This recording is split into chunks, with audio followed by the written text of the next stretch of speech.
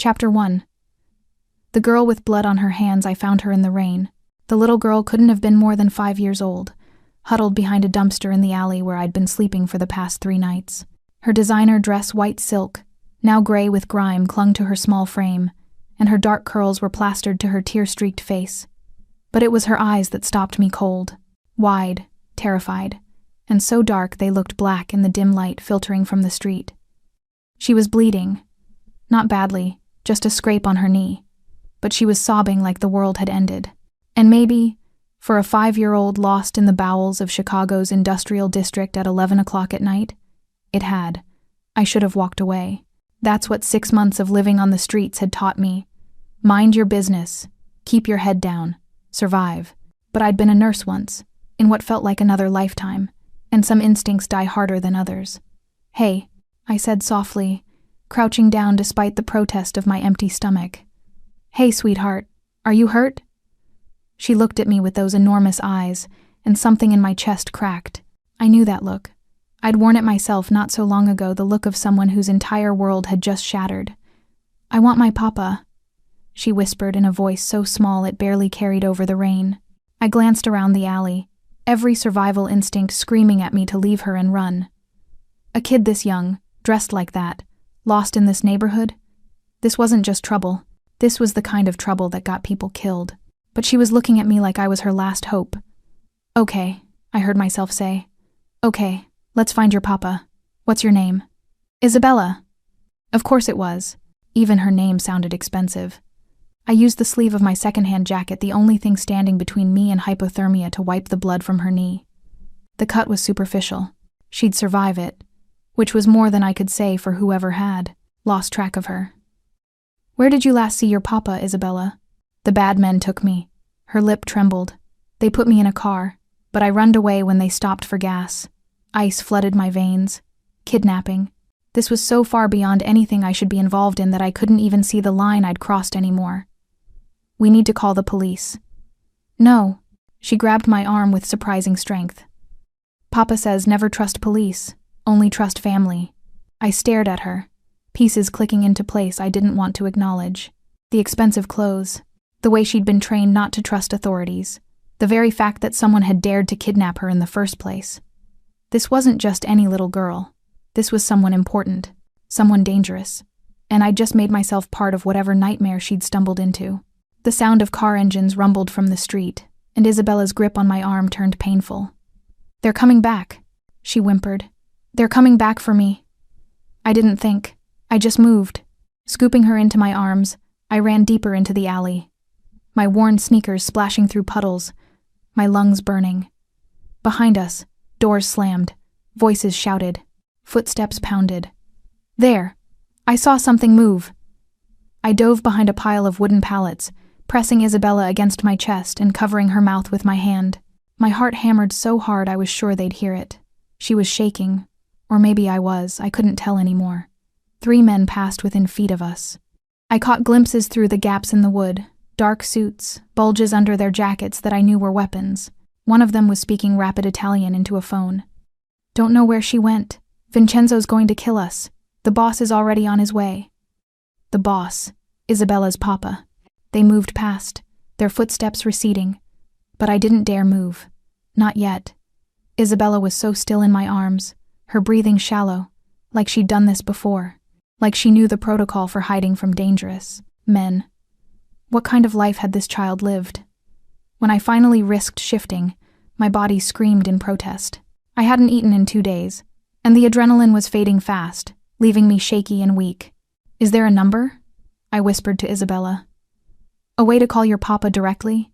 She nodded against my chest and rattled off a phone number with perfect precision. Of course she knew it by heart.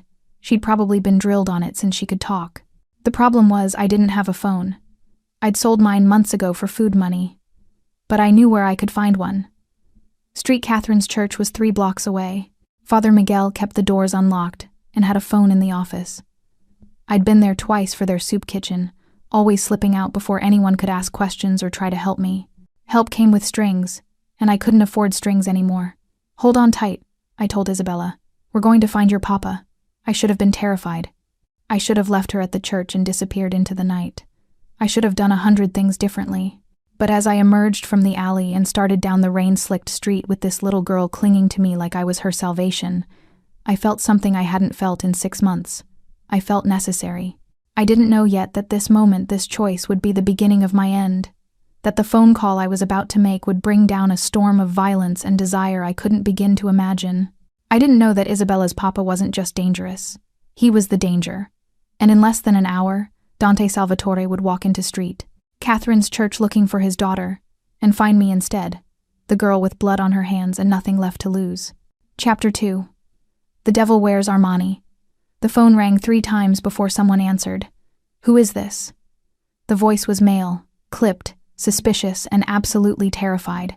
I was huddled in Father Miguel's office. Isabella pressed against my side on the worn, leather couch. The church was empty this late, just shadows and flickering votive candles casting dancing light through the cracked door. I have Isabella, I said, keeping my voice low. She's safe.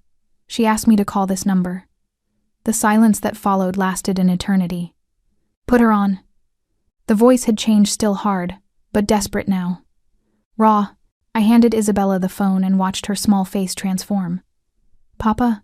Whatever he said made her dissolve into tears again, clutching the phone with both hands.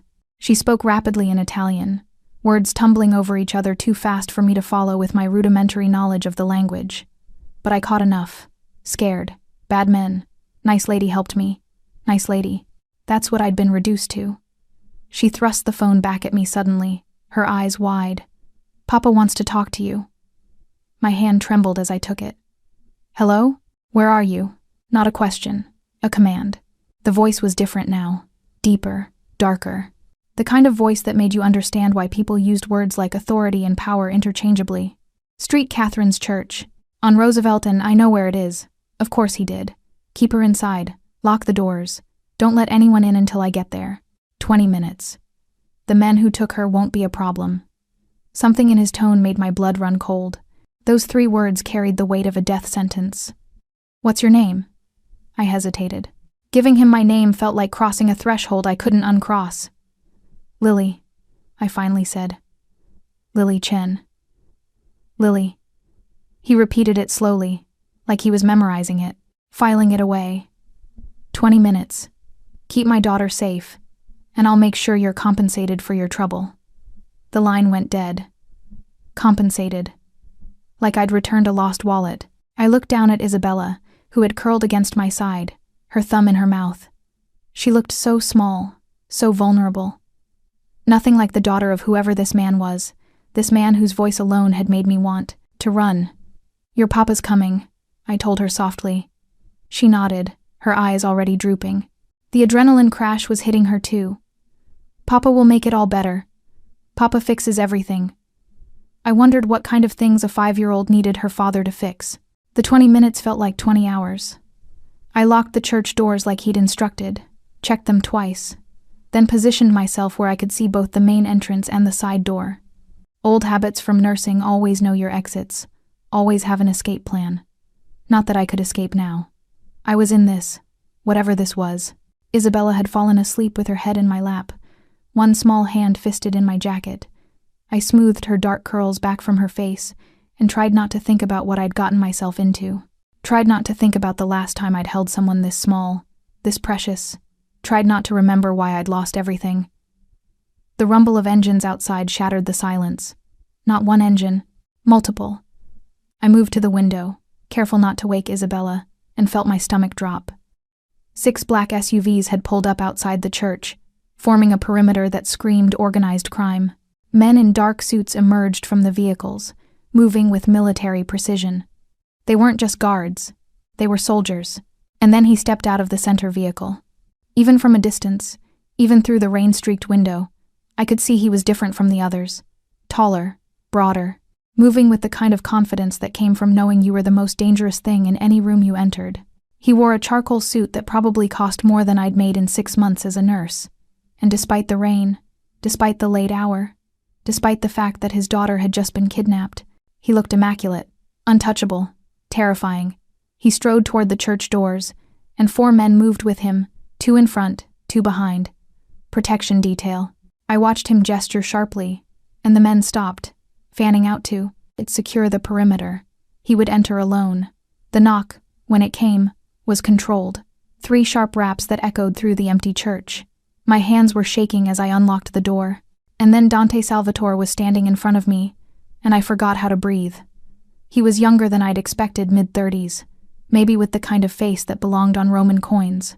Sharp cheekbones, a jaw that could cut glass, and eyes so dark they looked black in the dim light. The same eyes as Isabella. But where hers were innocent, his were absolutely merciless. Those eyes swept over me in a single, assessing glance, taking in my second-hand clothes, my unwashed hair, the gauntness that 6 months of sporadic meals had carved into my frame. I watched his expression shift, pieces clicking into place. He knew what I was, what I'd become. Where is she?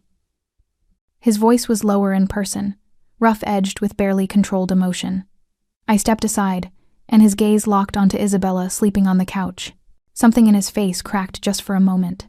Just a flash of raw vulnerability that disappeared so quickly I almost thought I'd imagined it. He moved past me, and I caught the scent of expensive cologne and something else. Gun oil, maybe. Or danger itself. He knelt beside the couch with surprising gentleness, his large hands cradling Isabella's face. "Mia principessa," he murmured, and she stirred, her eyes fluttering open.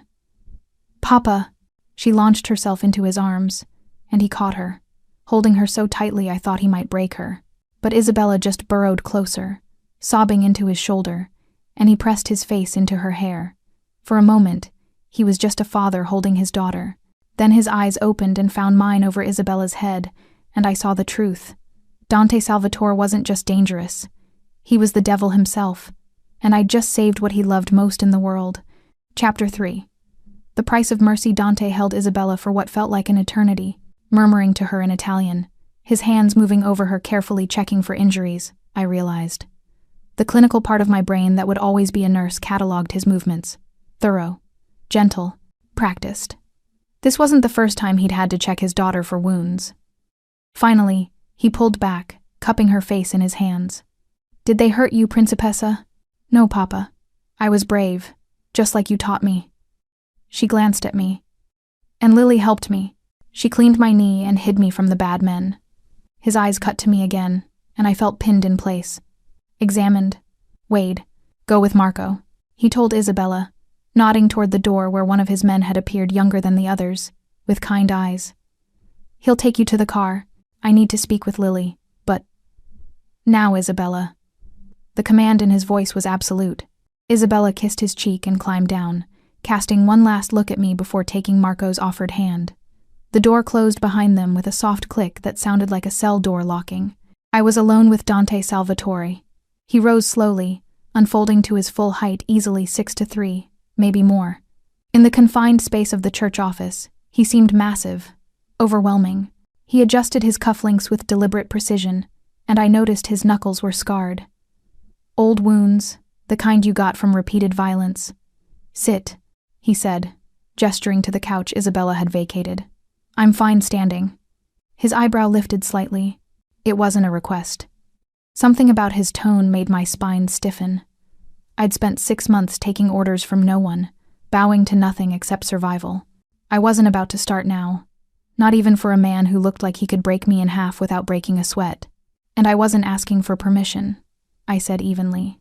The silence that followed was deafening. His men probably didn't speak to him like that. Nobody probably spoke to him like that. I watched something flicker in his eyes. Surprise, maybe, or annoyance, possibly both. Then, unexpectedly, his mouth curved.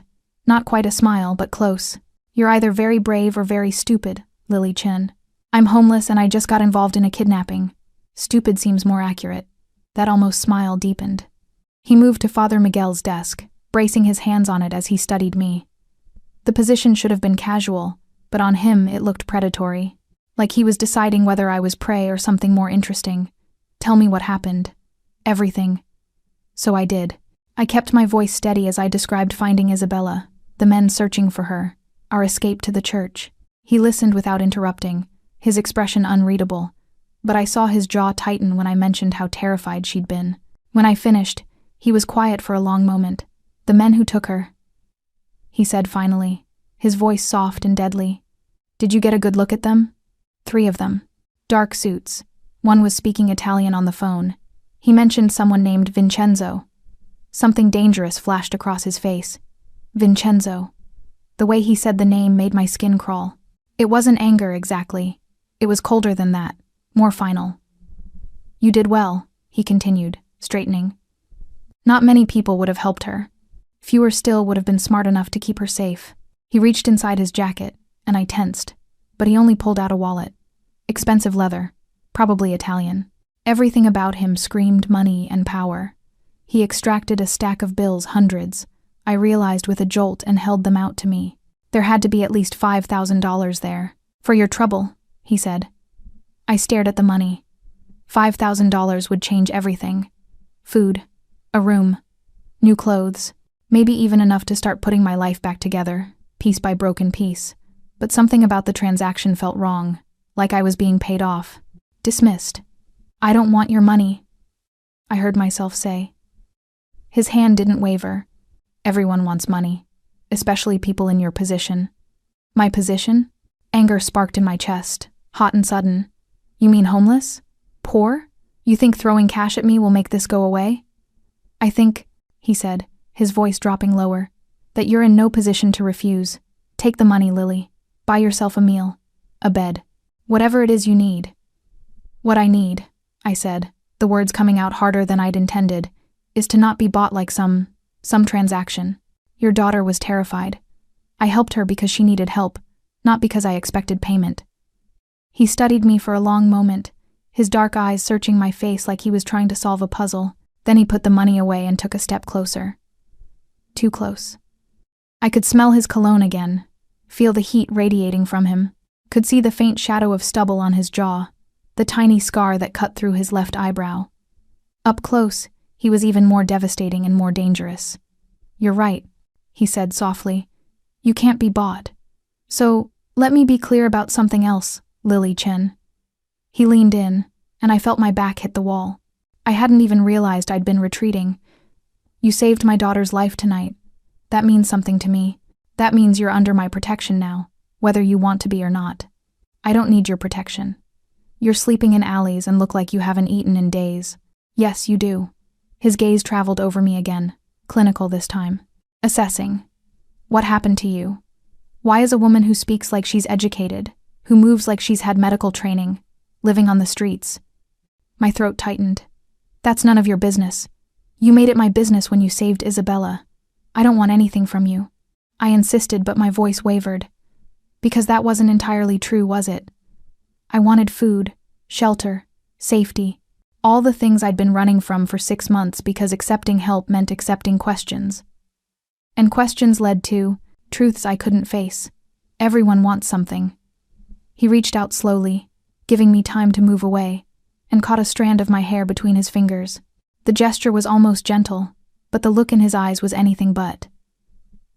"The question is, what do you want?" My heart was hammering against my ribs. This close, I could see the flecks of gold in his dark eyes, the way his pulse beat steadily in his throat. He was a predator, I reminded myself. Dangerous, the kind of man who made people disappear for mentioning the wrong name. But God help me, I couldn't look away. "I want to leave," I whispered. "Liar." The word hung between us like a challenge, like a promise. "Come work for me," he said suddenly. "Isabella likes you. She needs someone she can trust, someone who isn't afraid of blood or danger, someone who'll protect her the way you did tonight." "You want me to be her nanny?" I almost laughed. "I'm homeless." "Not anymore." His thumb brushed my cheekbone, and I shivered despite myself. "Say yes, Lily. Let me give you back everything you've lost." I should have said no, should have run, but I was so tired of running. "One condition," I heard myself say. "You never ask me about my past." His smile was sharp as a blade. "Deal." And just like that, I sold my soul to the devil. Chapter 4. Into the Lion's Den. The SUV smelled like leather and wealth. I sat in the back seat, acutely aware of how out of place I was. Isabella had fallen asleep against my side again, her small hand tucked into mine, while Dante sat across from us, his presence filling the entire vehicle despite the spacious interior. He'd been on his phone since we left the church, speaking in rapid Italian, his voice cold and clipped. I didn't need a translation to know he was arranging something permanent for the men who'd taken Isabella. Through the tinted windows, I watched Chicago's streets blur past. We were heading north, away from the industrial district, toward the lakefront where the real money lived, the kind of money that bought politicians and silence in equal measure. "She trusts you already," Dante said suddenly, pocketing his phone. His eyes were on Isabella, something soft entering his expression before it hardened again when he looked at me. "That's rare. She's usually wary of strangers." She was scared. Fear makes people reach for anything that feels safe. "And you felt safe to her?" His tone suggested he found that ironic. "A homeless woman in an alley? Sometimes the most dangerous-looking places are the safest," I said quietly. "And sometimes the most beautiful ones are full of monsters." His eyes narrowed slightly. "Speaking from experience?" "Speaking from experience. You said no questions about my past." I said I wouldn't ask. I didn't promise not to wonder. He leaned forward, elbows on his knees, and I fought the urge to press back against the seat. "But you're right. A deal is a deal. Your past is your own, Lily. As long as it doesn't endanger my daughter. It won't. Good. Because if it does," he didn't finish the sentence. He didn't need to. The implication hung in the air between us, sharp as a knife. The SUV turned through massive iron gates that opened automatically, and I caught my breath. The estate beyond was something out of a movie, all stone and glass, sprawling across manicured grounds that had to cover at least 5 acres. Security lights illuminated the perimeter, and I spotted armed guards stationed at regular intervals. This wasn't just a home, it was a fortress. "Welcome to Salvatore House," Dante said, watching my reaction. "It's been in my family for 3 generations. Bulletproof windows, reinforced walls, 24-hour security. The safest place in Chicago." "You mean the safest cage," I murmured. His smile was sharp. "Same thing, in my world." The car stopped in front of the main entrance, where a woman in her 50s waited. She had steel-gray hair pulled into a severe bun, and the kind of face that suggested she'd seen everything and been impressed by none of it. "Mrs. Castellano," Dante said as we exited. "This is Lily Chen. She'll be staying with us as Isabella's companion. See that she's given the room next to my daughter's and has everything she needs." "Mrs." Castellano's sharp eyes swept over me, taking in every detail of my appearance, the dirty clothes, the too thin frame, the desperation I couldn't quite hide. Her expression didn't change, but I saw the judgment in her gaze. "Of course, Mr. Salvatore. Shall I prepare a bath and meal for the young lady?" "Yes, and burn those clothes." He glanced at me. "No offense." "None taken. The clothes were basically rags anyway. I'd stolen them from a donation bin 2 months ago." He scooped Isabella into his arms without waking her. "Mrs. Castellano will show you to your room. Get cleaned up, eat something. We'll discuss the details of your employment in the morning." Employment. Like this was a normal job. Like I was going to be filing papers instead of living in a crime lord's fortress. "Mr. Salvatore, Dante," he corrected. "If you're going to live in my house, you'll use my name." The casual intimacy of it made my stomach flip. "Dante," I tried, and watched something flicker in his eyes. "What exactly will I be doing, besides watching Isabella?" "Keeping her alive," he said simply. "Keeping her happy. Being the one person in this house she can trust completely." He shifted Isabella in his arms, and she murmured something in her sleep. "She's all I have, Lily. The only good thing in my world. I need someone who'll protect her the way you did tonight. Someone who'll put her first, even when it costs them." The weight of what he was asking settled on my shoulders. "And if I fail, you won't." It wasn't confidence in his voice. It was a command. An expectation that would be met because he'd willed it so. "Get some rest. Tomorrow, you start your new life." He turned and disappeared into the house with Isabella, leaving me, alone with Mrs. Castellano. "This way, miss," she said, her voice crisp but not unkind. I followed her through halls that belonged in a museum, marble floors, crystal chandeliers, paintings that were probably worth more than most people made in a lifetime. Every surface gleamed. Every corner was perfectly appointed. It was beautiful and cold and absolutely suffocating. The room she led me to was bigger than the last apartment I'd lived in. A 4-poster bed dominated the space, covered in silk sheets that probably cost more than my nursing school tuition. French doors opened onto a balcony overlooking the grounds. The attached bathroom was all marble and gold fixtures. "I've drawn you a bath," Mrs. Castellano said, gesturing to the open bathroom door, where I could see steam rising. "There are toiletries in the cabinet, and I'll have fresh clothes sent up. Your size, I presume, is a 4? 6, I said. "I used to be a 6. Her expression softened slightly. "We'll get some meat on your bones then. Mr. Salvatore doesn't tolerate his people looking underfed. Dinner will be brought up in 30 minutes. She turned to leave, then paused. "A word of advice, Miss Chen. Mr. Salvatore is a good man, in his way. He's fair to those who serve him loyally. But cross him, endanger what's his, and you'll discover why his enemies call him the Devil of Chicago." Her eyes met mine. "His daughter is everything to him. Don't forget that." "I won't," I promised. When she left, I stood in the center of the room, trying to process everything that had happened in the last 2 hours.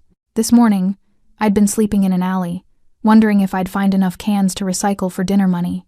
Now I was standing in a mansion, employed by a Mafia boss, trusted with his daughter's life. I caught my reflection in the full-length mirror and barely recognized myself.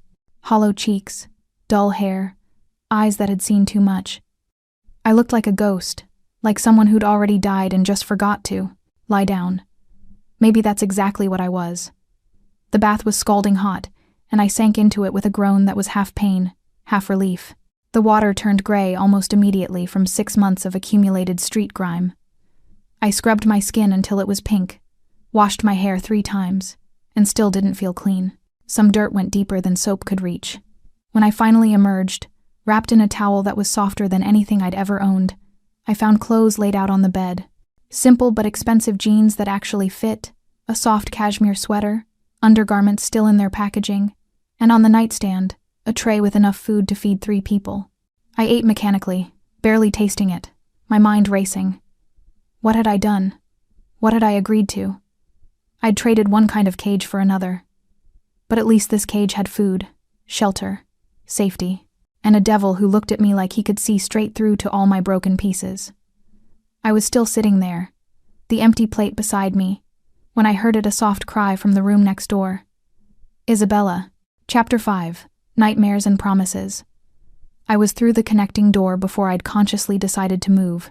Isabella's room was a princess fantasy come to life, pale pink walls, a canopy bed with gauzy curtains, shelves full of dolls and books. But the little girl thrashing in the center of that perfect bed looked anything but peaceful. "No, no, please," she whimpered, her small fists tangled in the sheets.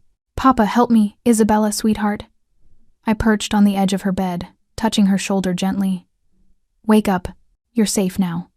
Her eyes flew open, wild with terror, and for a moment she didn't recognize me. Then her face crumpled and she launched herself into my arms, sobbing against my chest. "They were taking me again," she gasped between tears. "The bad men, they found me. It was just a dream. Just a nightmare." I rocked her slowly, my hand stroking her hair the way my mother used to do for me, back when I was small and the world was simple. "You're home. Your papa's here. Nobody can hurt you. Promise?" Her voice was so small, so desperate. I thought about the armed guards outside, the bulletproof windows, the iron gates, the cold-eyed man who'd looked at me like he could orchestrate my death as easily as ordering coffee. "I promise," I lied. Because sometimes lies were kinder than truth. The door opened, and Dante filled the doorway. He'd changed into black pants and a white shirt with the sleeves rolled up, revealing forearms corded with muscle and traced with more scars. His hair was slightly damp, like he'd just showered. He looked younger somehow, more human until you met his eyes. "Papa!" Isabella scrambled off my lap and ran to him. He caught her easily, lifting her like she weighed nothing. "Another nightmare, Principessa?" She nodded against his shoulder, and I watched his jaw tighten. The raw pain in his expression was almost too intimate to witness, like I was seeing something I had no right to see. "Lily made it better," Isabella said, pulling back to look at him. "She promised nobody would hurt me." His eyes cut to me over her head. "Did she?" There was a question in that look, a challenge. Could I keep that promise? Did I understand what I'd just committed to? "I'll stay with her until she falls asleep," I offered, standing. "If that's okay." Something flickered across his face, surprise, maybe, or approval. That would be good. Thank you. He carried Isabella back to bed, tucking her in with a gentleness that seemed at odds with everything I knew about him. She clung to his hand, her eyes already drooping. Tell me a story, Papa. About Mama? His entire body went rigid. The temperature in the room seemed to drop 10 degrees. Your Mama loved you very much, he said, his voice carefully neutral. She used to sing to you every night. Do you remember? A little. Isabella's thumb crept to her mouth. I wish she was here. So do I, Bambina. So do I. He stood abruptly, pressing a kiss to her forehead. Lily will stay with you. I have work to do. But, sleep, Isabella. That's an order. He strode from the room without looking back, and I heard his footsteps receding down the hall, quick and hard, running from something he couldn't shoot or threaten into submission, grief, loss, the ghosts we all carried. I settled into the chair beside Isabella's bed, prepared to wait until she fell asleep, but she reached out, her small hand finding mine. Papa gets sad when we talk about Mama, she whispered. She died when I was 3. Bad men hurt her because of Papa. Ice flooded my veins. Isabella, that's why he's so careful now. That's why there are so many guards. Her eyes met mine, and they were far too knowing for a 5-year-old. That's why he needs you. To keep me safe like Mama couldn't. The weight of it pressed down on me, the responsibility, the expectations, the danger I'd walked into so blindly. This wasn't just about watching a child. It was about standing between her and the violence that had already stolen her mother. I'll keep you safe. I heard myself promise. I swear it. She smiled, her eyes finally closing. I know. You're brave like Papa. I can tell. Within minutes, her breathing had evened out into sleep, but I sat there long after, watching her small chest rise and fall, wondering what the hell I'd gotten myself into. A sound from the hallway made me turn. Dante stood in the doorway, a glass of amber liquid in his hand. Whiskey, probably. Something strong enough to drown whatever demons were chasing him. She's asleep, I said quietly, extracting my hand from Isabella's and standing. He nodded, his eyes on his daughter. She doesn't usually settle that quickly. Not after nightmares. Kids need to feel safe, to know someone's there. I moved toward the door, suddenly aware of how close we'd be standing in the narrow doorway. She trusts you.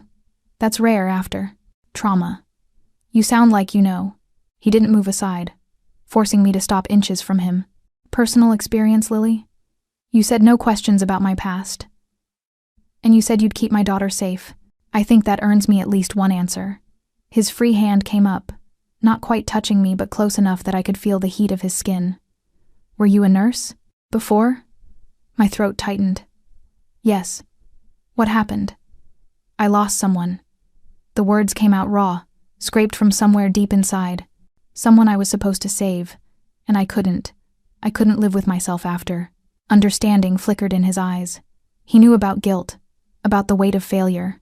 So you ran, he said softly. So I survived. There's a difference. Is there? He took a drink, his eyes never leaving mine. Or is running just another way of dying slowly? The question hit too close to home. I'd been dying for 6 months, one cold night, one missed meal, one moment of despair at a time. Living on the streets wasn't survival. It was a drawn-out suicide. Why do you care? I asked, my voice barely above a whisper. I'm just an employee, someone to watch your daughter. You're someone who put herself between Isabella and danger without hesitation. Someone who refused my money because you didn't want to be bought. Someone who looks at me without fear, even though you should be terrified. He set his glass on the hallway table and stepped closer, backing me against the doorframe. That makes you interesting, Lily Chen. And I don't find many people interesting. His proximity was overwhelming. I could smell the whiskey on his breath, see the exhaustion in his eyes, feel the leashed violence in every line of his body. He was a predator, and I was prey except I wasn't running. I should have been running.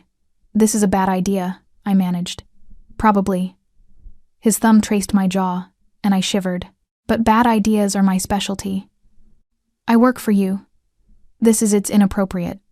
You work for me, he agreed, his voice dropping lower. Which means you're under my protection. In my house, in my world. And in my world, Lily, I take what I want. My breath caught. And what do you want? His eyes dropped to my lips, and the heat in them could have melted steel. That's a dangerous question. You're a dangerous man. Yes. He smiled, and it was the most predatory thing I'd ever seen. But you already knew that when you agreed to stay. So either you're brave or you're broken. Maybe both. His hand slid to the back of my neck, his grip firm but not painful. Which is it, Lily? What are you? I couldn't breathe, couldn't think, could only feel the heat of his body, the strength in his hands, the dark promise in his eyes. I'm someone who keeps her promises, I whispered. Good. He released me suddenly, stepping back like nothing had happened. Like he hadn't just set my entire world on fire with a touch. Keep Isabella safe, and you'll have everything you need. Fail. I won't. He studied me for a long moment, then nodded. Get some rest. Tomorrow you start learning how to survive in my world. He disappeared down the hall, leaving me trembling against the doorframe, my heart racing. I just made a deal with the devil, and God help me. Part of me wanted to see how deep into hell he'd take me. Chapter 6. Lessons in survival morning came too quickly. I woke to sunlight streaming through the French doors, and the disorienting realization that I was in a real bed, with clean sheets and pillows that didn't smell like mildew. For a moment, I thought I'd dreamed the entire night. The kidnapping, the church, Dante Salvatore with his dark eyes and darker promises. Then I saw the clothes folded on the chair, smelled the faint scent of expensive cologne lingering in the air, and knew it was all horrifyingly real. A soft knock interrupted my spiraling thoughts. Mrs. Castellano entered without waiting for permission, carrying a tray laden with breakfast. Good morning, Miss Chen. Mr. Salvatore requests your presence in his study at 9 o'clock. That gives you 45 minutes. She set the tray on the small table by the window, fresh fruit, scrambled eggs, toast, orange juice that looked freshly squeezed. Enough food for 3 people. Again. Does he always summon people like this? I asked, sitting up. Mr. Salvatore doesn't summon. He requests. There's a difference. Her expression was carefully neutral. I suggest you eat quickly and dress. He doesn't appreciate tardiness. She left before I could respond, and I found myself wolfing down the food despite my nerves. 6 months of hunger had taught me never to waste a meal. I could be terrified on a full stomach. The clothes in the closet somehow filled overnight were simple but expensive. I chose black pants and a cream sweater, trying to look professional, competent, like someone who belonged in a mansion instead of an alley. The mirror told a different story. My hair was clean, but I was still too thin, my eyes still haunted. You couldn't wash away 6 months of hell in one night. At exactly 9 o'clock, I knocked on the heavy oak door Mrs. Castellano had directed me to. Enter. Dante's study was all dark wood and leather, lined with books that looked actually read. He sat behind a massive desk, his attention on a laptop, looking every inch the powerful businessman. The morning light caught the sharp planes of his face, and I had to remind myself to breathe. Sit, he said without looking up. I bristled at the command but lowered myself into the chair across from him. He typed for another minute, deliberately making me wait. I realized before closing the laptop and giving me his full attention. First rule of working for me, he said without preamble. Punctuality. You are on time. Good. I'm not late to anything. Another habit from nursing. Second rule, you don't leave this property without my permission or an armed escort. Ever. My spine stiffened. That sounds like imprisonment. That sounds like staying alive. He leaned back, studying me. The men who took Isabella? They worked for the Vitali family. My oldest enemies. They know she trusts you now, which makes you a target. Understand? Ice flooded my veins. You're saying they'll come after me? I'm saying they'll use you to get to her if they can. So, until I've dealt with them permanently, you stay here. Protected. His expression hardened. This isn't negotiable, Lily. And if I refuse, then I'll have you escorted to the property line and you can take your chances on the streets. But you won't take Isabella's safety with you. He stood, moving around the desk with predatory grace. Make your choice. Security or freedom. You can't have both in my world. I wanted to rage at him, to throw his offer back in his face. But the memory of Isabella's nightmare, her small hand in mine, stopped me. I'd promised to keep her safe. Fine, I bit out. I'll stay. Smart girl. He perched on the edge of the desk, too close again. Third rule, Isabella's routine is sacred. Breakfast at 8, lessons from 9 to noon, lunch, then free time. Dinner at 6 with me, unless I'm working. Bed by 8:30. Lessons? She's 5. She's a Salvatore. She needs to be educated, protected, prepared. Something dark crossed his face. The world we live in doesn't allow for childhood innocence. Not completely. That's heartbreaking, I said before I could stop myself. That's reality. He studied me with those unreadable eyes. You'll supervise her lessons. Her tutor arrives at 9. You'll accompany her everywhere on the property. If she asks for you, you come. If she's scared, you comfort her. If anyone threatens her. He pulled a small handgun from his desk drawer and held it out to me. You use this. I stared at the weapon like it was a snake. I don't know how to shoot. You'll learn. Training starts tomorrow at dawn. He set the gun on the desk. Between us. In my world, everyone who protects what's mine knows how to kill. Consider it job training. My hands were shaking. This is insane. I'm a nurse, not a... You're whatever I need you to be, he interrupted, his voice dropping to that dangerous softness. That's what working for me means. Adaptation. Survival, loyalty. I didn't sign up to become a killer. No. You signed up to protect a 5-year-old girl from men who murdered her mother. He leaned closer, and I could see the barely controlled violence in his eyes. Do you think they'll hesitate to hurt you? To use you? The moment they realize you matter to Isabella, you become a weapon they can use against her. Against me. The truth of it settled in my chest like a stone. This wasn't just about being a nanny. It was about becoming part of his world, the violence, the paranoia, the constant threat of death. I need to know you can do this, Dante continued, his hand coming up to cup my chin. The gesture was almost gentle, but his grip was unyielding. I need to know that if it comes down to Isabella's life or your conscience, you'll choose her. Every time. His touch burned. I should have pulled away. Should have maintained some professional distance. But I couldn't move. I'll choose her, I whispered. I promise. Good. His thumb brushed my lower lip, and heat flared between us, sudden, intense, completely inappropriate. Because if you fail her, Lily, there's nowhere you could run that I wouldn't find you. Understand? It should have sounded like a threat. It did sound like a threat, but underneath it, I heard something else: desperation. Fear. The terror of a man who'd already lost too much and couldn't survive losing more. I understand, I managed. He released me abruptly and straightened, the moment of vulnerability, if it had even existed, disappearing behind his armor of control. Isabella will be at breakfast in 20 minutes, Mrs. Castellano will show you the dining room. Don't be late. And you? Will you be there? I have business to attend to. People to see. His smile was cold. Bodies to bury. The casual way he said it made my blood run cold. He wasn't being metaphorical. The men who took Isabella won't be a problem anymore. By tonight, the Vitale family will understand the cost of touching what's mine. He moved toward the door, then paused. One more thing, Lily. Last night, when I came to Isabella's room, what you saw, what I said, I saw a father who loves his daughter, I said quietly. Nothing else. He studied me for a long moment, something unreadable flickering in his dark eyes. Then he nodded once and left, leaving me alone in his study with a gun on the desk and the weight of impossible choices pressing down on my shoulders. I picked up the weapon carefully, feeling its weight in my palm. Cold metal. Death made simple. 6 months ago, I'd taken an oath to do no harm. Now I was holding a gun, preparing to learn how to kill, all to protect a little girl who'd already lost so much.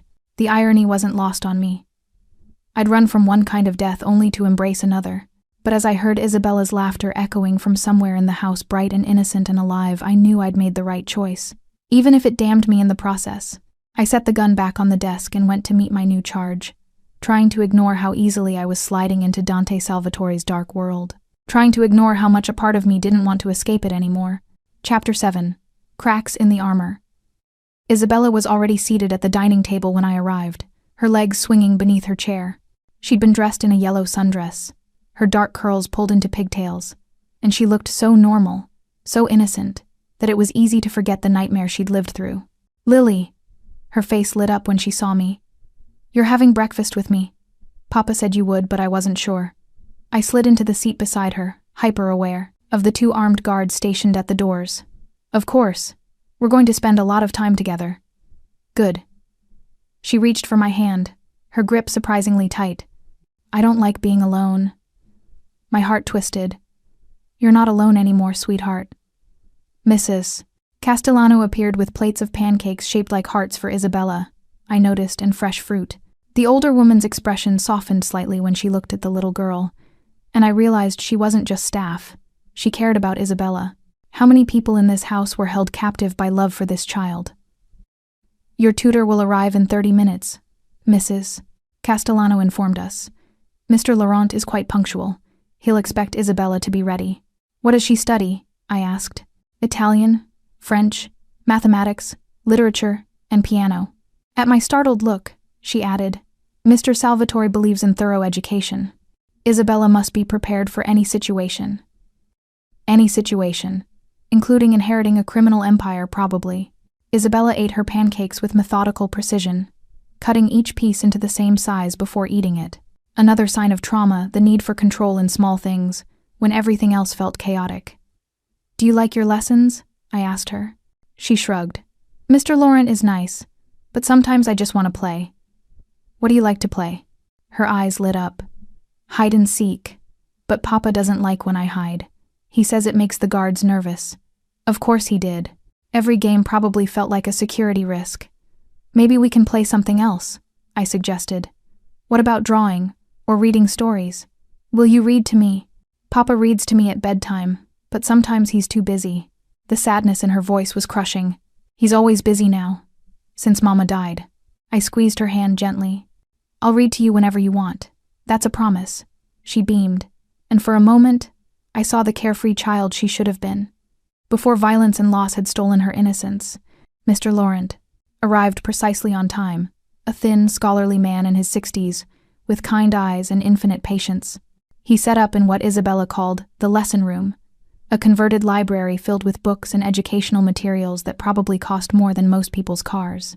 I sat in the corner, observing, trying to understand this strange new world.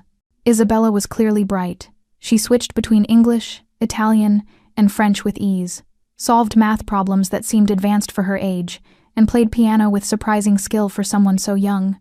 But every loud noise made her flinch. Every time someone entered the room, she looked up with barely concealed fear. And twice, I caught her eyes drifting to the window, like she was expecting the bad men to return. She was a prisoner of her own fear. We both were.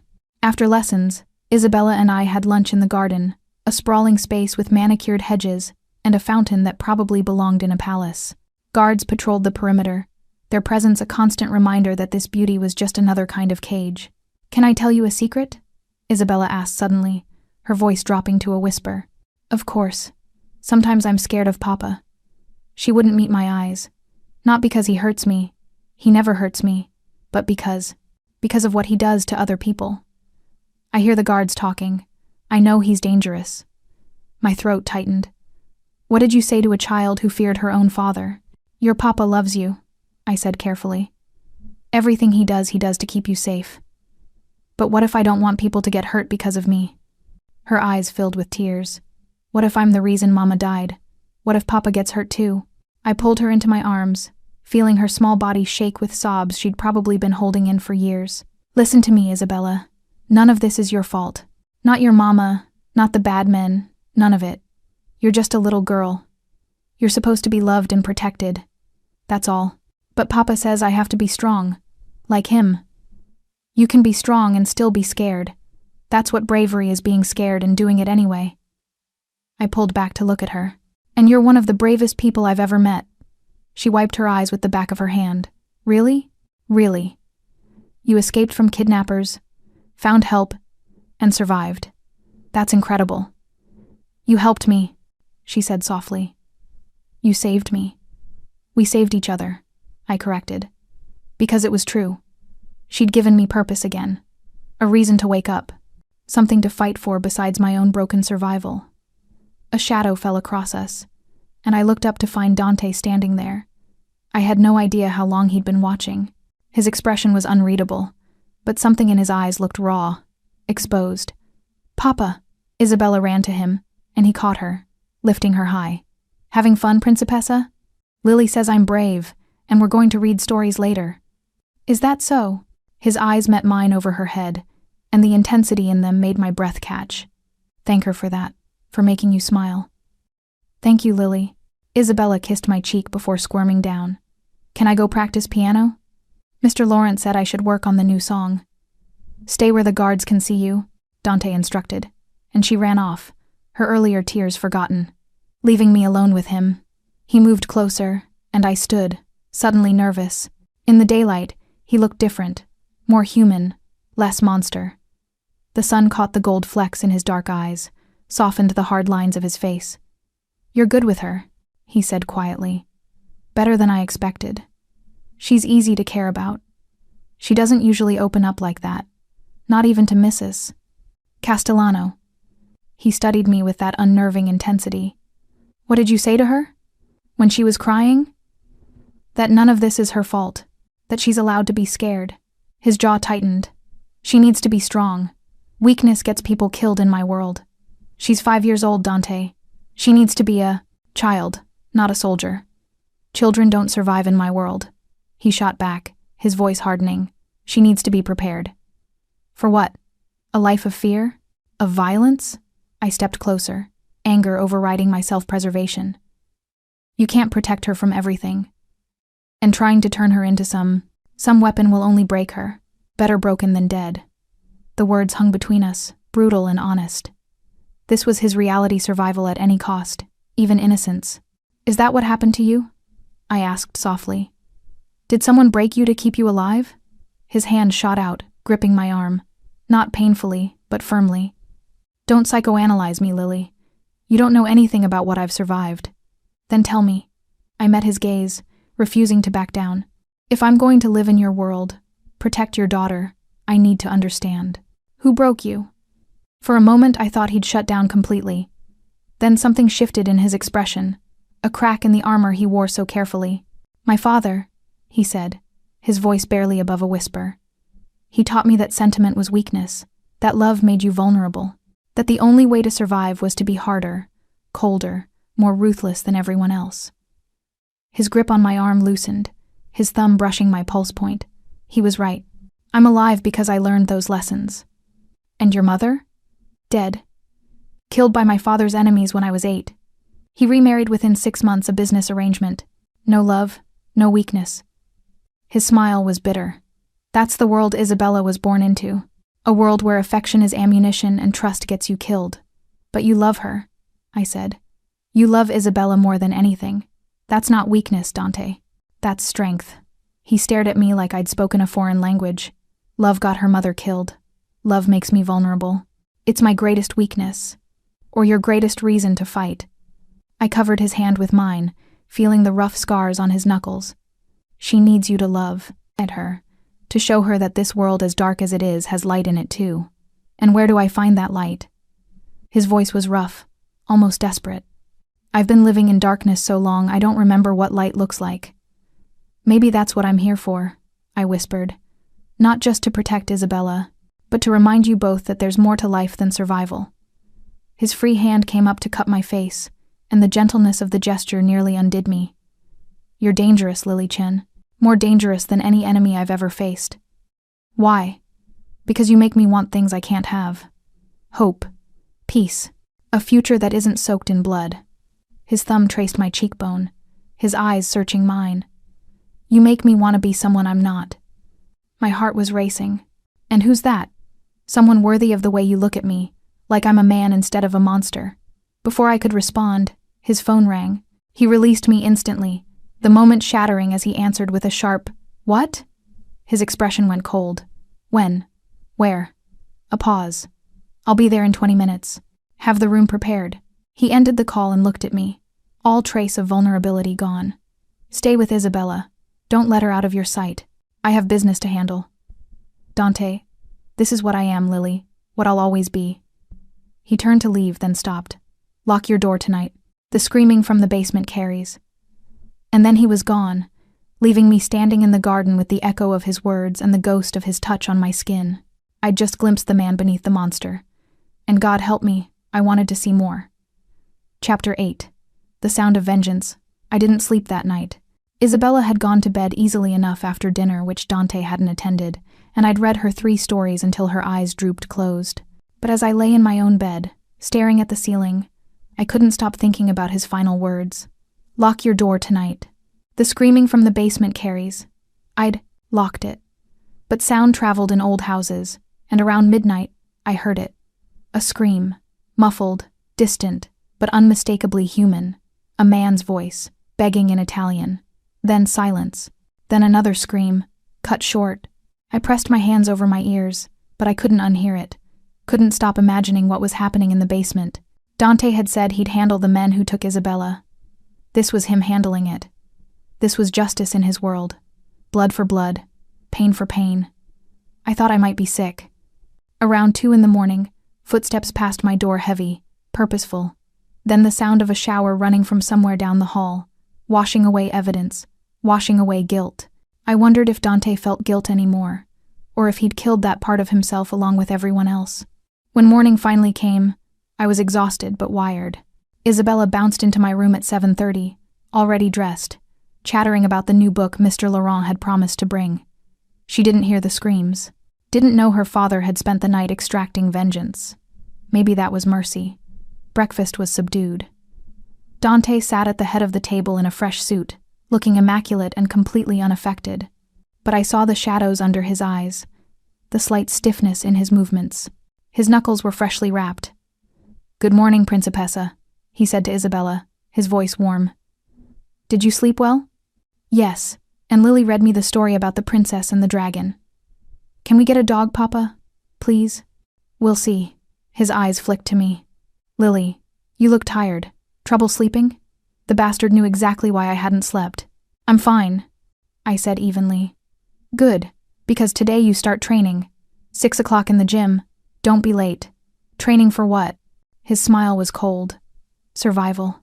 After breakfast, I tried to focus on Isabella's routine, but my mind kept drifting to the basement, to the screams, to the casual way Dante had sat there eating eggs and toast like he hadn't spent the night, torturing people. During Isabella's piano lesson, Mrs. Castellano found me in the hallway. "A word, Miss Chen?" I followed her to an empty sitting room, my stomach tight with dread. "I know you heard last night," she said without preamble. "The walls aren't as thick as Mr. Salvatore would like. Let me give you some advice, girl. What happens in the basement stays in the basement. You don't ask questions. You don't look at him differently. You certainly don't judge him for it." Her expression softened slightly. Mr. Salvatore does what he must to protect what's his.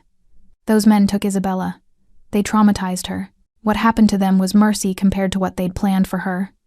My hands were shaking. How do you live with it, knowing what happens here? Because I remember what happened to Isabella's mother. Her voice dropped. She was gentle, kind, like you. She tried to make Mr. Salvatore softer, more human, and the Vitali family used that against him. They knew where to find her because someone inside betrayed them, someone who thought Mr. Salvatore had gone soft. She met my eyes. They tortured her for 3 days before he found her. She died in his arms.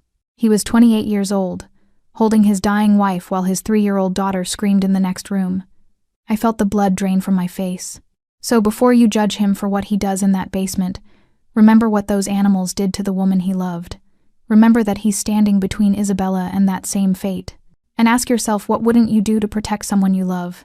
She left me standing there, her words echoing in my head. What wouldn't I do? I'd already promised to learn to shoot, to kill if necessary. Where was the line between protection and becoming the monster? At 6 o'clock, I made my way to the basement, a different entrance than the one Dante had used last night. Thank God. The gym was state-of-the-art, all gleaming equipment and mirrored walls. Dante was already there, dressed in black athletic wear, wrapping his hands. The bruises on his knuckles were vivid purple. "You came," he said, not looking up. "I wasn't sure you would. I keep my promises. Even when they terrify you." Now he did look at me, and I saw the challenge in his eyes. "You heard last night. It wasn't a question. Yes. And I'm still here." I lifted my chin. Mrs. Castellano told me about Isabella's mother, about what they did to her. Something dangerous flashed across his face. "Did she?" "I'm not judging you, Dante. I'm trying to understand." "There's nothing to understand." He moved toward me, and I forced myself not to retreat. "I'm a monster. I do monstrous things. Last night I made 3 men beg for death. I took my time. I enjoyed it. He stopped inches from me. Does that frighten you? Yes. Good. Fear keeps you sharp. Keeps you alive. Is that what you want? I asked. For everyone to fear you? I want Isabella safe. Everything else is irrelevant. Even your own humanity? His hand shot out, gripping my throat, not choking, just holding, his thumb resting against my racing pulse. I lost my humanity the day I held my wife's broken body. Don't try to resurrect what's already dead, Lily. I should have been terrified. His hand was around my throat. His eyes were cold, and I knew with absolute certainty that he could kill me without hesitation. But beneath the monster, I saw the man. The grieving husband, the desperate father, the boy who'd been broken by his own father's cruelty. I don't believe that, I whispered. I see you with Isabella. The way you look at her. The way you'd burn the world down to keep her safe. That's not a monster. That's a man who loves so deeply it scares him. His grip tightened fractionally. Stop. Make me. The air between us crackled with tension, violence, and desire twisted together until I couldn't tell where one ended and the other began. His eyes dropped to my lips, and I saw the war raging in him. The urge to hurt versus the need to. He released me abruptly and stepped back. We're here to train, not to psychoanalyze my damage. Dante, pick up the gun. He gestured to the table where a handgun waited. Time to learn how to kill. My hands shook as I lifted the weapon. It was heavier than I remembered, cold and deadly in my palm. First rule, Dante said, moving behind me. Respect the weapon. It's not a toy. It's a tool designed for one purpose, taking life. His hands covered mine, adjusting my grip. Second rule, never point it at anything you're not willing to destroy. His body was pressed against my back, his breath warm against my ear. I couldn't focus on the gun, couldn't think about anything except his proximity, his heat, the way his hands felt covering mine. Concentrate, he murmured, because someday someone's going to threaten Isabella, and when that happens, you'll have a split second to decide their life or hers. I'll choose her. Will you? He turned me suddenly, and the gun was between us, pointed at his chest. Could you pull the trigger, Lily? If I was the threat? If I was the monster coming for her? My finger trembled on the trigger guard. Are you? I'm the monster keeping other monsters away. But make no mistake, I'm still a monster. His hand covered mine on the gun. So answer the question. Could you kill me if you had to? I looked into his dark eyes and saw the truth he was asking for. Not just about the gun, about everything. Could I stay in his world? Could I love Isabella without loving or at least accepting him? Could I cross the lines I'd sworn never to cross? I don't know, I admitted. But I'd try. For her. Something shifted in his expression, approval maybe, or respect. That's the right answer. Hesitation means uncertainty. Uncertainty means death. He took the gun from my hands and set it aside. We'll start with defense. If you can't pull the trigger, you need to. Survive long enough for help to arrive. For the next hour, he taught me to fight, where to strike to disable an attacker, how to break a hold, how to use someone's weight against them. His hands were impersonal but firm, positioning me, showing me weaknesses, demonstrating with controlled violence how quickly someone could kill. By the end, I was bruised, exhausted, and exhilarated. Better, he said, barely winded. You're a fast learner. I'm motivated. Yes, you are. He tossed me a towel. Same time tomorrow. And every day after until you can defend yourself and Isabella without me. And if I never get that good? His smile was grim. Then you die together. But I don't think you'll let that happen. As I headed for the door, his voice stopped me. Lily? I turned back. What happened in the basement? I'm not sorry for it. I'd do it again.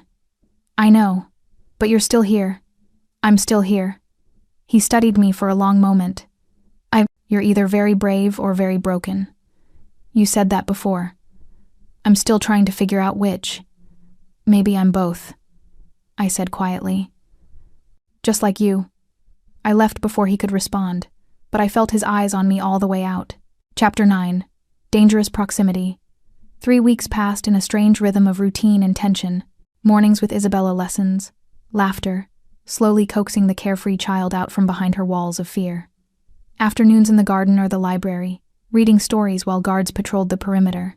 Evenings with Dante when his work allowed, watching him transform from the cold-eyed boss to the gentle father who cut his daughter's food, and listened to her rambling stories with infinite patience.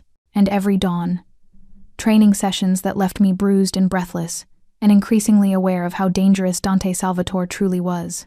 Not just because of what he did in the basement, though the screams still came occasionally, reminders of the violence that funded our safety, but because of the way he looked at me when he thought I wasn't watching, like I was a puzzle he couldn't solve, a weakness he couldn't afford, like I was something he wanted but couldn't let himself have.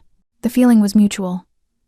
I'd stopped pretending I didn't feel the pull between us, the way my pulse jumped when he entered a room, the heat that flared when his hand brushed mine during training, the dreams that left me gasping awake in the dark. It was wrong. Dangerous. Absolutely inevitable. Again, Dante commanded, circling me in the gym. I was tired, my muscles screaming, sweat plastering my hair to my neck. We'd been at this for 2 hours, and he'd shown no mercy. He never did. I can't. Can't isn't in your vocabulary anymore. Again. I lunged, trying the disarming technique he'd taught me yesterday. But I was sloppy, exhausted, and he countered effortlessly. Within seconds, I was on my back on the mat, his body pinning mine, one hand controlling both my wrists above my head. Dead, he said flatly. 3rd time this morning. What's wrong with you today? Everything. I was distracted by his weight pressing me into the mat, by the way his chest rose and fell against mine, by the dark intensity in his eyes as he stared down at me. I'm tired, I managed. Tired gets you killed. But he didn't move. Didn't release me. His free hand came up to push a strand of hair from my face, and the gesture was so unexpectedly gentle that my breath caught.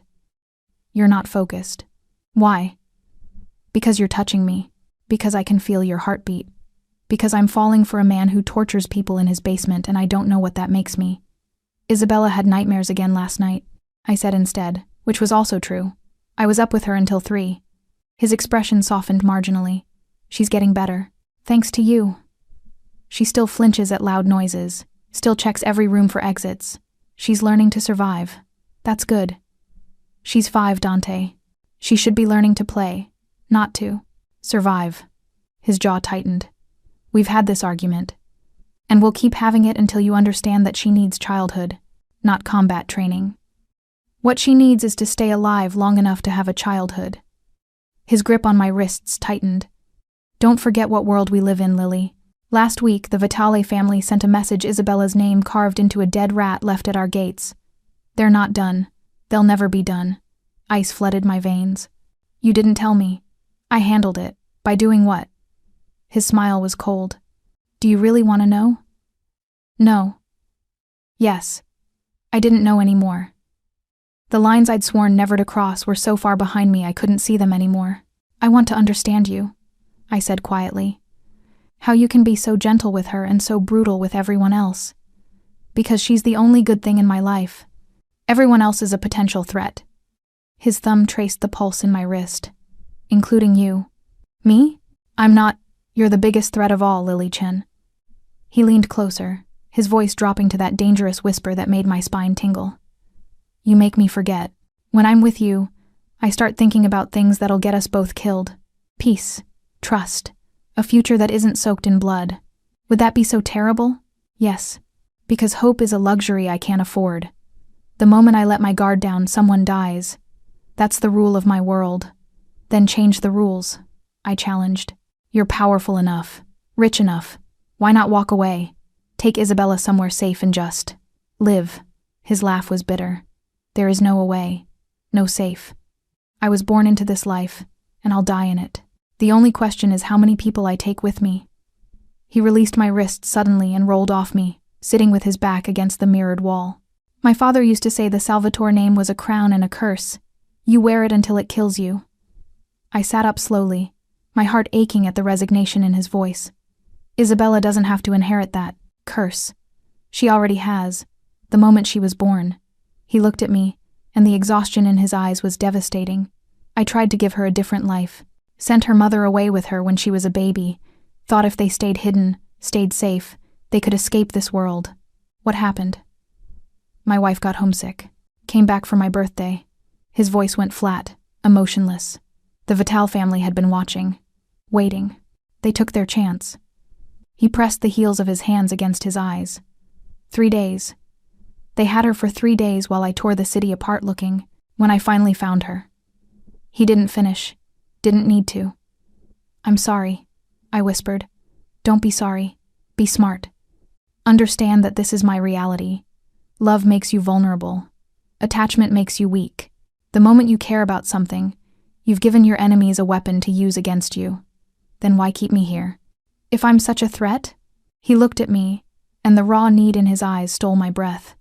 Because Isabella needs you.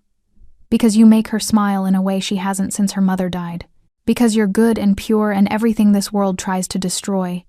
And maybe having that in my house reminds me I'm still human. The confession hung between us, vulnerable and terrifying. Dante, don't. He stood abruptly. Don't say whatever you're about to say. Don't look at me like I'm something worth saving. I'm not. I'm exactly what I seem, a monster who occasionally pretends to be a man. I don't believe that. Then you're a fool. He pulled me to my feet, his hands rough on my arms. I've killed dozens of people, Lily. Maybe hundreds. I've tortured, blackmailed, destroyed lives without hesitation. I'm going to hell, and there's nothing you or anyone else can do to change that. Maybe, I agreed, stepping closer despite every instinct screaming at me to run. But Isabella needs you. I stopped, horrified by what I'd almost said. His eyes darkened. What do you need? My heart was racing. This was a precipice, and once I stepped off, there was no going back. I need to understand why I'm not running, why I stay here, in your world, knowing what you are, what you do. And have you figured it out? I looked into his scarred, beautiful, terrible face and told him the truth. Because when you look at Isabella, I see who you really are. And when you look at me, my voice broke. When you look at me, I feel alive again. For the first time in 6 months, I have a reason to wake up that isn't just survival. That's not a reason. That's a death wish. His hand slid into my hair, tilting my face up. I'm poison, Lily. Everyone who gets close to me dies or wishes they had. Then I guess I'm already poisoned. Lily, kiss me or let me go, Dante. But stop pretending you don't feel this, too. For a moment, I thought he'd push me away. Thought he'd retreat behind his walls and leave me standing there, rejected and humiliated. Then his mouth crashed into mine, and the world ignited. The kiss was nothing like I'd imagined. No gentleness, no exploration. It was desperate and demanding, tasting of violence and need. His hands tightened in my hair, angling my head, and I grabbed his shirt to keep from collapsing. This was madness, danger, everything I should be running from. I'd never felt more alive. He backed me against the mirrored wall, his body pressing into mine, and I gasped against his mouth. He took advantage, deepening the kiss until I couldn't think, couldn't breathe, could only feel. This is a mistake, he muttered against my lips. I know. This will destroy you. I know. I can't stop. I don't want you to. He kissed me again, harder this time, like he was trying to consume me. His hand slid down my side, over my hip, and I arched into him, chasing the heat, the connection, the beautiful, dangerous insanity of wanting something I absolutely couldn't have. A phone buzzed. His phone. He ignored it, his mouth moving to my neck, and I heard myself make a sound I didn't recognize, need wrapped in surrender. The phone buzzed again, and again. Fuck, he breathed against my throat. He pulled back, his eyes wild, his breathing ragged. I have to. I know. I was shaking. Go. He looked at me like he was memorizing my face. Then he grabbed his phone and stalked toward the door. He stopped in the doorway, his back to me. This can't happen again. I know. I mean it, Lily. It's too dangerous. I know that too. He finally turned, and the naked want in his eyes nearly brought me to my knees. You should leave, while you still can. Before I destroy you like I destroy everything else I touch. I'm not leaving, Isabella. Then God help us both. He left, and I slid down the wall, my fingers pressed to my still tingling lips. I'd just kissed a monster, and I couldn't wait to do it again. Chapter 10. Breaking point. I avoided Dante for 2 days. It wasn't hard. He disappeared into his office after that kiss, emerging only for brief dinners with Isabella where he barely looked at me. When our eyes did meet across the table, the heat was so intense I had to look away before Isabella noticed. She noticed anyway. Kids always did.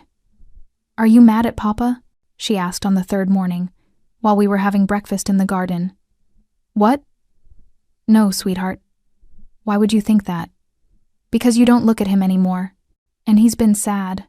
She pushed her eggs around her plate. He gets sad sometimes, since Mama died. I thought maybe you made him happy, but now you're both sad again. Guilt twisted in my chest. Your Papa and I are fine, Isabella. We're both busy.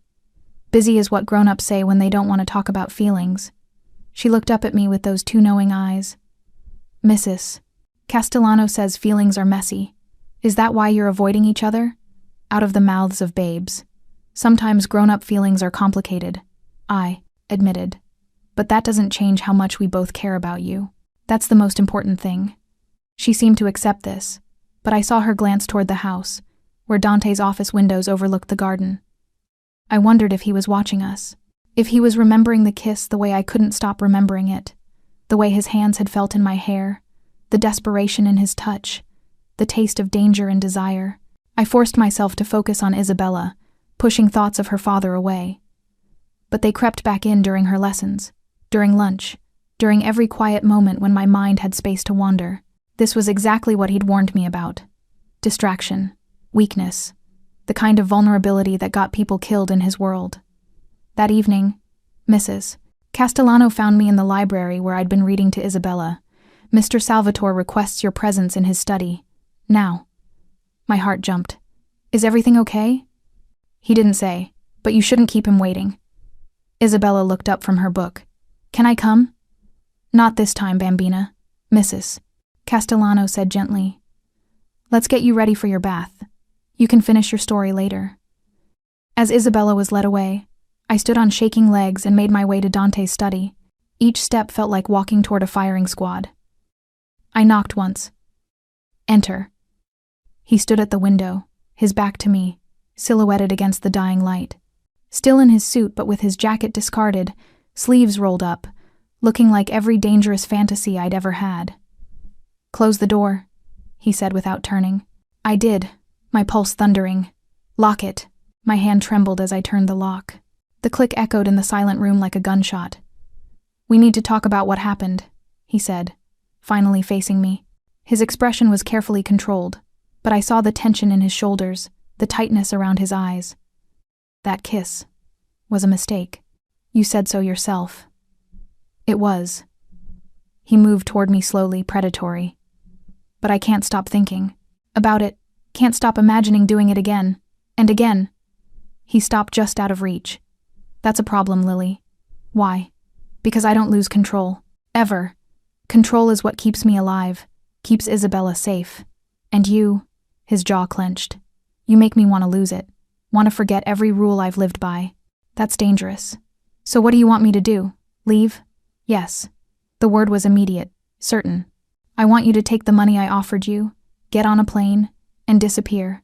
Go somewhere safe. Start over. Forget you ever met us. Pain lanced through my chest. And Isabella? I'll find someone else. Someone who doesn't make me feel. He stopped, his hands curling into fists. Someone safer. Safer for who? Her or you? His eyes flashed. Both. I'm not leaving her, Dante. I promised. Then I'll make you. He closed the distance between us in 2 strides, backing me against the locked door. I'll pay you so much money you can't refuse. I'll have you escorted out. I'll do whatever it takes to get you out of this house before... Before what? I challenged, my anger rising to match his. Before you feel something? Before you let yourself be human instead of the monster you pretend to be? I'm not pretending. His hand slammed against the door on either side of my head, caging me in. I am a monster, Lily. I've done things that would make you sick. I'm doing them still. Right now, in my basement, there's a man who tried to get information about Isabella's schedule. Do you want to know what I'm going to do to him when we're done here? No. Liar. You want to understand. Want to know how deep the darkness goes. He leaned in, his breath hot against my ear.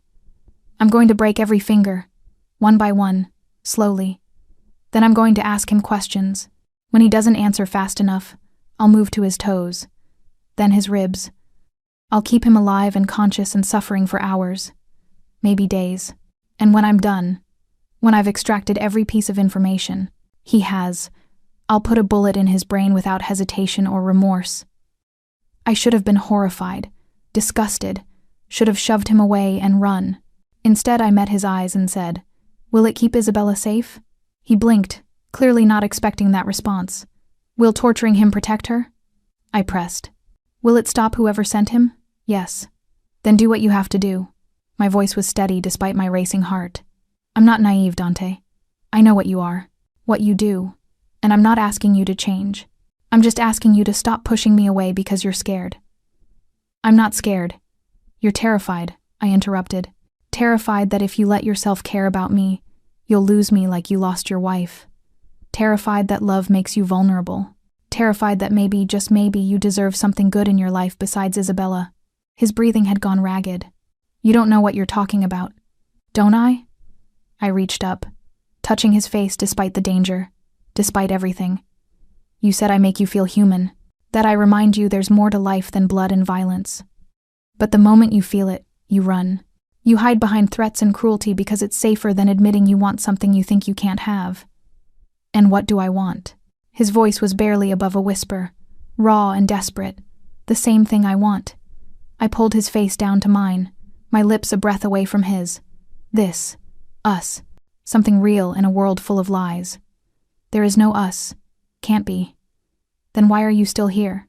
Why haven't you walked away?" He made a sound that was half growl, half groan. "Because I'm weak. Because when I'm with you, I forget all the reasons this is impossible. Then forget them now, just for tonight. Lily, I know the risks. I know what I'm asking. But I'm so tired of being afraid, Dante. Tired of surviving instead of living. For 6 months I was a ghost. And then I found Isabella. Found you. And for the first time since, everything fell apart. I feel like I'm alive again." My voice broke. "Don't take that away from me. Please." His resistance shattered. He kissed me like a man drowning. Like I was air and he'd been suffocating. His hands were everywhere, my hair, my face, my waist pulling me closer, like he could consume me through touch alone. I kissed him back with equal desperation, tasting the darkness and danger and the tiny spark of light that still lived in him. The part he kept buried because it was too painful to acknowledge. He lifted me without breaking the kiss, and I wrapped my legs around his waist as he carried me to his desk. Papers scattered as he set me down, his hands sliding under my shirt, mapping skin with calloused fingers. "This is insane," he muttered against my mouth. "I know. This will end badly. I know that too. I can't promise you anything. Can't give you normal or safe or... I don't want normal." I pulled back to look at him, this beautiful, broken, dangerous man. "I want you. All of you. The monster and the man." Something in his expression cracked. "You're going to destroy me, Lily Chen. Good. Then we'll be even." He kissed me again, slower this time but no less intense. His hands were gentle now, reverent, like I was something precious instead of a complication he needed to eliminate. "I haven't done this since..." He stopped, pain flashing across his face. "We don't have to. I want to. God, I want to." He pressed his forehead against mine. "But not here. Not like this. You deserve better than a desperate fuck on my desk. Despite everything." I laughed. "Such a gentleman." "Hardly." His smile was crooked, almost boyish. "But for you, I can try." A sharp knock shattered the moment. "Mr. Salvatore." It was Marco, his voice urgent through the door. "We have a situation." The perimeter alarms were triggered. Southgate. Dante's entire demeanor changed instantly from vulnerable man to lethal predator. He stepped back, adjusting his clothes, his expression going cold. "I'll be right there." He looked at me, something like regret in his eyes. "Stay here. Lock the door after I leave. Don't open it for anyone but me or Mrs. Castellano." Fear iced my veins. What's happening? Probably nothing. A deer or a false alarm. But his hand went to the gun at his back. But if it's not, Isabella is in her room with 2 guards. She's safe. He cupped my face, his thumb brushing my cheekbone. "I need you to trust me. Can you do that?" I nodded, not trusting my voice. He kissed me once more, hard and fast. "Don't leave this room." Then he was gone, and I heard the lock click from outside. I was alone in Dante's study, my lips still tingling, my heart still racing, while somewhere in the house, danger was closing in. and all I could think was, please God, keep them safe. Keep him safe. Because somewhere between finding Isabella in that alley and this moment, I'd stopped just caring about survival. I'd started caring about him. Chapter 11. What We Become. The minutes stretched into an eternity. I paced Dante's study, every nerve screaming at me to run to Isabella, to make sure she was safe. But I'd promised to stay, and breaking that promise could put everyone in danger. The house had gone silent, the terrible kind of silence that preceded violence. Then I heard it. Gunshots. Distant but unmistakable. My hand flew to my mouth, stifling a scream. More shots, closer now, shouting in Italian. The sound of breaking glass. They were inside. The door handle rattled. "Lily! Open the door!" Mrs. Castellano's voice, high with panic. I rushed to unlock it, and she burst in, her face pale. "We need to move. Now. They've breached the east wing. Isabella is with Mr. Salvatore. He sent me to get you." She grabbed my arm, pulling me into the hallway. "There's a safe room, if we can get there." A man rounded the corner ahead of us, not one of Dante's guards. His gun was already rising. Training took over before conscious thought. I shoved Mrs. Castellano aside and dove for the antique table in the hall. My fingers closed around the decorative letter opener, heavy, sharp, more weapon than decoration. The gun fired. The bullet splintered wood inches from my head. I threw the letter opener with everything I had. It wasn't a kill shot I'd never practiced throwing, but it embedded in his shoulder. He screamed, his gun arm dropping, and I was on him before he could recover. Using the moves Dante had drilled into me, I struck his throat, his knee, anything vulnerable. He went down hard, gasping for air. "Mrs." Castellano stared at me in shock. "My God, run!" I gasped, grabbing the man's fallen gun with shaking hands. "Where's the safe room?" She led me through a maze of hallways I'd never seen, behind a bookcase that swung open to reveal a reinforced steel door. Inside was a small room, surveillance monitors showing every angle of the property, weapons on the walls, and a radio. On one of the screens I saw Dante. He moved through the garden like death incarnate, firing with clinical precision. Bodies dropped around him, 3, 4, 5 men falling to his bullets. His face was emotionless, every movement economical and brutal. This was who he really was. Not the gentle father or the man who'd kissed me like I was oxygen. This was the devil of Chicago, and he was magnificent and terrifying in equal measure. "There, Mrs." Castellano pointed to another screen. Isabella's room. 2 guards stood outside her door, weapons drawn. As we watched, 3 men approached from the opposite hallway. The guards opened fire, dropping 2 immediately. The third got close enough to engage, and the fight became hand-to-hand, vicious and quick. 1 guard went down, then the other. The intruder kicked open Isabella's door. "No," I breathed. I was moving before Mrs. Castellano could stop me, the stolen gun heavy in my hand. My body operated on pure instinct, muscle memory from weeks of training overriding my screaming conscience. The hallways were chaos, gunfire, shouting, the acrid smell of cordite.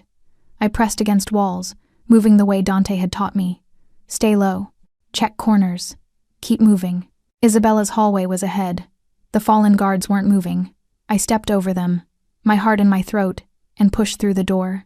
The intruder had Isabella backed into a corner. She was screaming, tears streaming down her face, and the man was reaching for her with blood-stained hands. "Get away from her." My voice didn't sound like mine. It was cold, flat, the voice of someone who'd already decided to kill. He turned, his gun swinging toward me. I fired first. The recoil nearly knocked me back, but the bullet found its target, center mass, just like Dante had taught me. The man staggered, his eyes wide with surprise, and fell. I'd just killed someone. The gun slipped from my numb fingers, clattering to the floor. I should have felt horror, guilt, should have broken down. Instead, I felt nothing but cold certainty. "Lily." Isabella launched herself at me, and I caught her, holding her tight. "It's okay, sweetheart, you're safe. I've got you." "That bad man, he said he was going to take me to my papa, but not my real papa." "Shh, he can't hurt you now." I carried her toward the door, my body shielding hers. "We need to find your father." Dante appeared in the doorway like a avenging angel, his suit spattered with blood, his gun still raised. His eyes swept the room, the dead man, the fallen guards, me holding Isabella, and something like relief crossed his face before it hardened again. Lily, you were supposed to stay. His eyes dropped to the gun on the floor, then to the body. Did you? Yes. He crossed the room in 2 strides, pulling us both against him. His heart was racing beneath my ear, his breathing ragged. Christ, Lily. Is it over? Yes. 8 men, all dead. He pulled back, his hands framing my face, checking me for injuries. You're not hurt? I'm fine. Isabella's fine. I looked into his eyes, those dark, dangerous eyes, and said, I kept my promise. Something broke in his expression. He kissed me then, hard and desperate, seemingly forgetting Isabella was between us.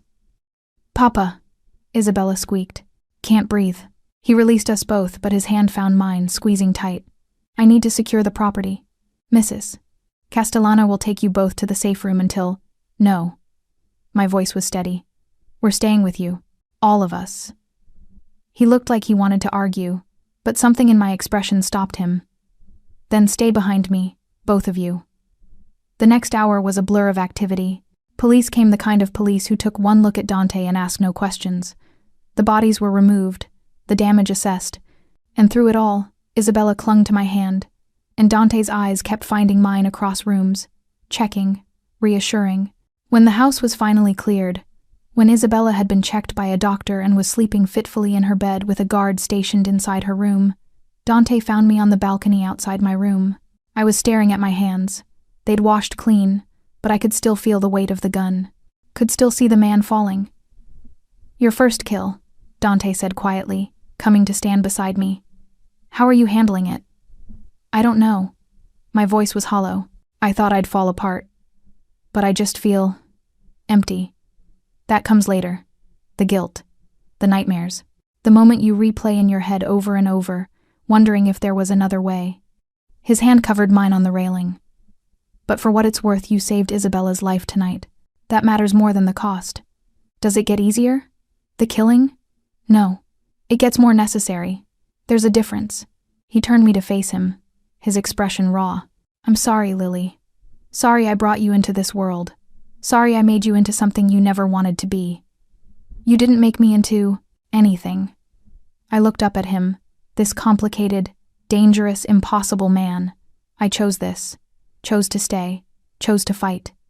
And I'd choose it again. For her. For… I stopped, the word too dangerous to say. For what? His hand slid into my hair, tilting my face up. Say it, Lily. For you. The confession escaped like a prisoner breaking free. God help me, I'd choose it for you.